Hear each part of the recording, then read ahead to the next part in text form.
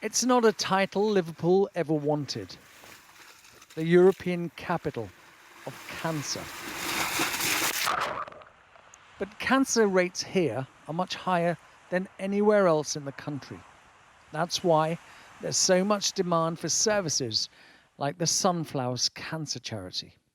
A lot of young people nowadays are coming in with breast cancer.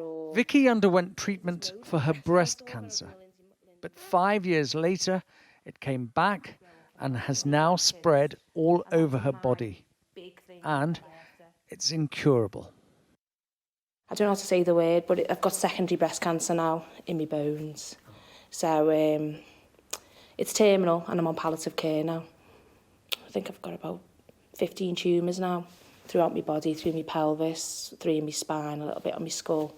My grandma died of breast cancer. Yeah. So it's been quite hard for my mum because she's seen her mum die and now she's looking at me and, she can see that I'm obviously not very well. Gillian became overwhelmed with anxiety during her breast cancer treatment, but she was told there was a 3-month wait for counselling on the NHS. OK, I'm fine now, but what happens next? What if it comes back? I've got young children, what happens if this doesn't work? Emma says the city's high cancer rates are driven by deepening health inequalities. More than half of this city can expect to have cancer in their lifetime. A lot of that's linked to poverty.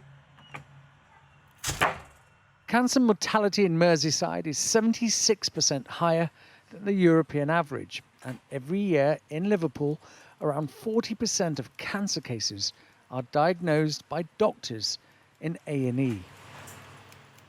We're Northwest Cancer Research. We're a local cancer charity. The reason why people from poorer communities might present later or defer treatment is because they don't expect to live very long. Their parents will have died at a relatively early age. They'll have colleagues from work that might die at a relatively early age. You're talking about people in their 60s? Yes, that's right. The government has pledged to tackle health inequalities as part of its battle against the killer disease.